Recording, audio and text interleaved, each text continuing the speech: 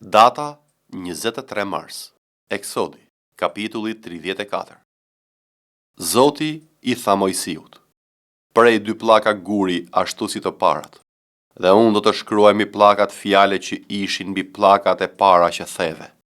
Kështu ji gati në mëngjes dhe ngjitu në mëngjes në malin Sinai dhe qëndro aty afër meje në maj të malit. Askush të mos ngjitet bashkë me ty, dhe të mos duket as njeri në tër malin, as kopeje me bagtit të imet atë trash për rreth këtij mali. Kështu Mojsiu preu 2 pllaka guri, si të parat. U ngrit herët në mëngjes dhe u ngjit në malin Sinai, ashtu siç e kishte urdhëruar Zoti, dhe mori në dorë të 2 pllakat prej guri. Atëherë Zoti zbriti në ren dhe u ndal aty pranë tij, dhe shpalli emrin e Zotit. Dhe Zoti kaloi pranë tij dhe thirri: Zoti, Perëndia i përjetshëm, i mëshirshëm dhe i dhëmshëm, i ngadalshëm në zemërim, i pasur në mirësi dhe në besnikëri, që përdor mëshirën për mira njerëz, që fal padrejtësinë, shkeljet dhe mëkatin, por nuk e lë të pandërshkuar fajtorin, dhe që viziton padrejtësinë e etërve mbi bijtë dhe mbi bijtë e bijve deri në brezin e 3 dhe të 4. Dhe Mojsiu nxitoi të përkulet deri në tokë dhe adhuroi. Pastaj tha: O Perëndi, në rast se kam gjetur hir në sytë e tu, eja në mes nesh, sepse ky është një popull me qafë të fortë. Na fal padrejtësinë tonë dhe mëkatin tonë, dhe na merr si trashëgimin tënde. Zoti ju përgjigj: Ja, unë po bëj një beslidhje. Do të bëj para gjithë popullit mrekulli që nuk janë bërë kurrë mbi të gjithë dheun dhe në asnjë kom tjetër, dhe tër populli në mes të cilit ndodhesh do të shoh veprën e Zotit, sepse është e tmerrshme ajo që do të bëj me ty. Këshyr ato që po të urdhëroj sot. Ja, unë do t'i të bëj para teje Amorejt, Kananejt, Hitejt, Perezejt, Hivejt dhe Jebusejt. Ruhu se bën ndonjë aleancë me banorët e vendit në të cilin ke për të vajtur, me qëllim që të mos jetë një grack për ty.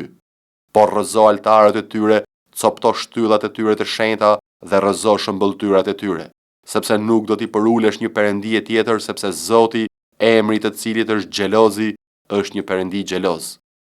Mos bëj asnjë aleancë me banorët e vendit, sepse kur ata kurvërohen te idhujt e tyre dhe u ofrojnë fli idhujve të tyre, ndokush prej tyre të fton dhe t'i ha nga flitë e tyre, dhe merr nga bijat e tyre për bijtë e tu, dhe vajzat e tyre të kurvërohen te idhujt e tyre dhe t'i shtyjnë bijtë e tu të kurvërohen te idhujt e tyre.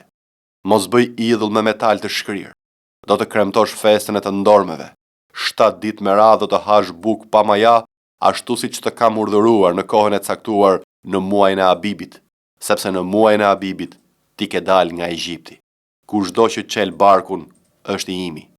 Është i imja çdo pjellë e parë mashkull e të gjithë bagtisë sate, qoftë e trash ose e imët. Do të shpengosh me një qëngjë pjellën e parë mashkull të gomarit, po të jetë se nuk do ta shpengosh, do t'i thyesh qafën. Do të shpengosh edhe çdo të paralindur të bijve të tu. Asnjëri nuk do të paraqitet para meje duarbosh. Do të punosh 6 ditë, por ditën e 7 do të pushosh edhe në kohën e lërimit dhe të korrjes. Do të kremtosh festën e javëve, do me thënë të prodhimit të parë të korrjes së grurit dhe festën e të vjelave në fund të vitit. 3 herë në vit do të paraqitet çdo mashkull juaj para Perëndisë, Zotit, Perëndisë të Izraelit. Sepse unë do të të bëj kombe para teje dhe do të zgjeroj kufijtë e tu, dhe askush nuk do të dëshiroj vendin tënd kur do të ngjitesh 3 herë në vit për të dalë përpara Zotit Perëndisë tënd. Nuk do të ofrosh me bukë të mbruajtur gjakun e viktimës së flijuar për mua. Flija e festës së Pashkës nuk do të lihet deri në mëngjes.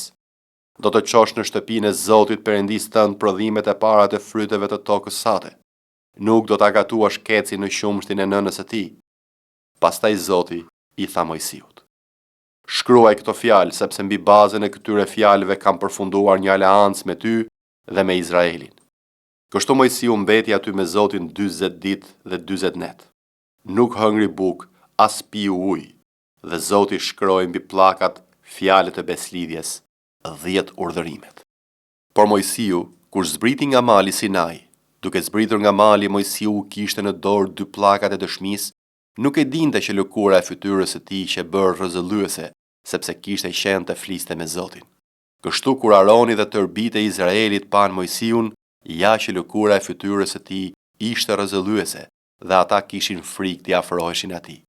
Por Mojsiu i thirrri dhe Aroni dhe tërë krerët e asamblesë u rikthyen tek ai dhe Mojsiu u foli atyre. Pastaj tërë bijtë e Izraelit u afruan dhe ai urdhëroi të bënin të gjitha ato që Zoti i kishte thënë në malin Sinai. Pasi Mojsiu mbaroi së foluri me ta, vuri një vel mbi fytyrën e tij. Por kur Mojsiu hynte përpara Zotit për të biseduar me atë, hiqte velin derisa të dilte jashtë. Duke dalë jashtë u tregonte bijve të Izraelit ato që e kishin urdhëruar të bënte. Bijtë e Izraelit, duke parë fytyrën e Mojsiut, shihnin se lëkura e tij rrezëllente. Pastaj Mojsiu vinte përsëri velin mbi fytyrën e tij, derisa hynte të fliste me Zotin.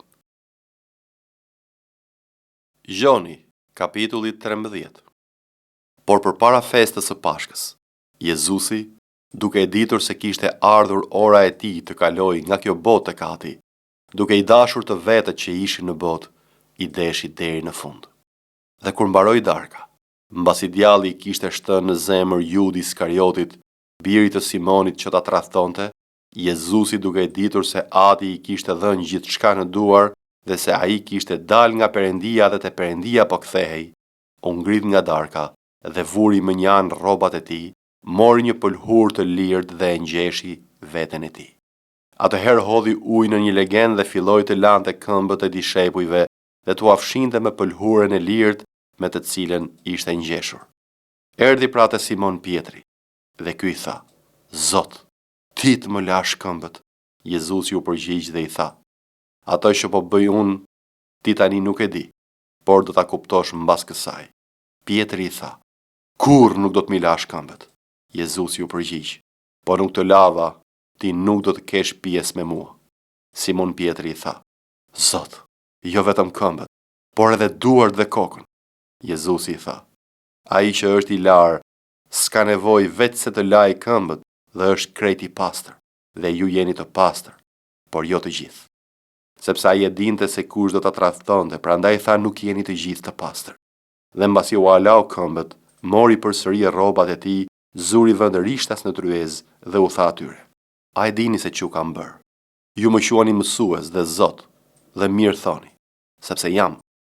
Në qoftë se unë pra, Zoti dhe mësuesi, ju lava këmbët juve, edhe ju duhet t'ja lani këmbët njëri tjetrit. Sepse ju dha shembullin që ashtu siç u kam bërë unë juve, të bëni edhe ju. Në të vërtet po ju them. Shërbëtori nuk është më i madh se i Zoti i tij, as i dërguari më i madh se ai që e ka dërguar. Po të dini këto gjëra, të lumtur jeni ju nëse do t'i bëni. Nuk po flas për ju të gjithë. Unë e di kë kam zgjedhur, por që të përmbushet shkrimi. Ai që ha bukën me mua, ngriti thëmrën e tij kundër meje. Po ju them që tani, para se të ndodh, që kur të ketë ndodhur të besoni se unë jam. Në të vërtet po ju them. Kush pranon atë që dërgoj unë, më pranon mua, dhe kush më pranon mua, pranon atë që më ka dërguar. Mbasi tha këto, Jezusi u turbullua në frymë dhe dëshmoi e tha: Në të vërtet po ju them, se një nga ju do të më tradhtoj. Atëherë dishepujt shikonin njëri tjetrin dhe ishin të hutuar se për kë po fliste. Por një nga dishepujt e tij, të cilin Jezusi e donte, ishte mbështetur te krahërori i Jezusit. Atëherë Simon Pietri bëri shenjë të pyeste kush ishte ai për të cilin foli. Por ai, duke u përkulur mbi krahërorin e Jezusit, i tha: Zot, kush është? Jezusi u përgjigj: Është ai të cilit unë do t'i jap kafshatën pasi ta kem ngjyrë. Dhe e ngjeu kafshatën e ja dha Judi Iskariotit, birit të Simonit. Dhe pas kafshatës, atëherë hyri Satani në të. Atëherë Jezusi i tha: Ç'ke për të bërë, bëje shpejt. Por asnjë nga ata që ishin në tryezë nuk e kuptoi pse ai ja tha atij këtë. Disa në fakt mendonin se duke qenë se Juda e mbante qesen, Jezusi i kishte thënë bli çfarë na duhet për festën, ose që t'u jepi diçka të varfërve. Ai pra si mori kafshatën, doli jashtë me një herë, dhe ishte natë. Por kur doli ai, Jezusi tha: Tani biri i njeriut është përlëvduar dhe Perëndia është përlëvduar në të. Në qoftë se Perëndia është përlëvduar në të, Perëndia do ta përlëvdoj edhe në vetvete dhe do ta përlëvdoj me një herë. Djema, edhe pagës jam me ju. Ju do të më kërkoni, por ashtu siç u kam thënë judejve, atje ku shkoj unë, ju nuk mund të vini.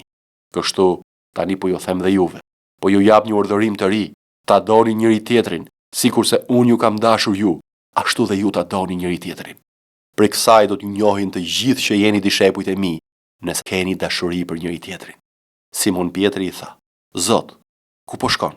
Jezus ju përgjigj: Atje ku shkoj unë, ti nuk mund të më ndjekësh tani, por më vonë do të më ndjekësh. Pietri i tha: Zot, pse nuk të ndiqkam dot tani? Unë do të lë jetën time për ty. Jezus ju përgjigj: Ti do ta lësh jetën tënde për mua? Në të vërtet po të them, gjeli nuk do të këndoj derisa të më kesh mohuar 3 herë. Fjalët e urta, kapitulli 10. Fjalët e urta të Salomonit. Një fëmijë i urtë e gëzon të atin, por një fëmijë budalla i shkakton vuajtje nënës së vet. Thesaret e padrejtësisë nuk japin dobi, por drejtësia të çliron nga vdekja. Zoti nuk do të lejojë që i drejti të vuajë nga uria, por hedh poshtë dëshirën e të pabezëve. Kush punon me dorë për tace varfërohet, por dora e njerëzve të zellshëm të bën të pasurohesh. Ai që mbledh gjatë verës është një bir i matur, por ai që fle në kohën e korjeve është një bir që të mbulon me turp. Ka bekime mbi kokën e të drejtit, por dhuna e mbulon gojen e të pabesve. Kujtimi i të drejtit është një bekim, por emri i të pabesit do të kalbet. Zemërurti pranon urdhërimet, por fjalamani budalla do të rrëzohet. Ai që ecën në ndershmëri ecën i sigurt, por ai që ndjek rrugë dredharake ka për të zbuluar. Kush e shkel syrin shkakton vuajtje, por fjalamani budalla do të rrëzohet. Goja e të drejtit është një burim jete, por dhuna e mbulon gojen e të pabesve. Urrejtja shkakton ngrindje, por dashuria mbulon të gjitha fajat. Dituria gjendet mbi buzët e atyre që kanë mendje, por shkopi është për kurrizin e atyre që nuk kanë mend. Të urtët grumbullojnë njohuri, por goja e budallait është një shkatërrim i shpejt. Begatia e të pasurit është qyteti i tij i fortë, shkatërrimi i të varfërve është varfëria e tyre. Puna e të drejtit i shërben jetës, fitimi i të pabesit mëkatit. Kush ruan mësimet është në rrugën e jetës, por kush nuk pranon kritikën, humb. Kush e maskon urrejtjen ka buzë gënjeshtare dhe ai që përhap shpifje është budalla. Në fjalët e shumta faj nuk mungon, por ai që i frenon buzët e tij është i urtë. Gjuha e të drejtit është argjend i zgjedhur, por zemra e të pabezëve vlen pak. Buzët e të drejtit ushqejnë mjaft njerëz, por budallait vdesin sepse nuk kanë mend. Bekimi i Zotit pasuron dhe ai nuk shton asnjë vuajtje. Kryerja një kobi për budallan është si një zbavitje. Kështu është dituria për njeriu që ka mend. Të pabesit i ndodh ajo nga e cila trembet, por njerëzve të drejtu jepet ajo që dëshirojnë. Kur kalon furtuna, i pabesi nuk është më, por i drejti ka një themel të përjetshëm. Ashtu si uthulla për dhëmbët dhe tymi për syt, kështu është dembeli për ata që e dërgojnë. Frika e Zotit i zgjat ditët, por vitet e të pabesit do të shkurtohen. Shpresa e të drejtëve është gëzim, për pritja e të pabesëve do të zhduket. Rruga e Zotit është një kalar për njeriu e ndershëm, por është shkatërim për ata që kryen padrejtësi. I drejti nuk do të lëvizet kurrë, por të pabesët nuk do të banojnë në tokë. Goja e të drejtit prodhon dituri, por gjuha e çoroditur do të pritet. Buzët e të drejtit njohin atë që është e pranueshme, por goja e të pabesëve njeh vetëm gjëra të çoroditura. Efesianëve, kapitulli 3.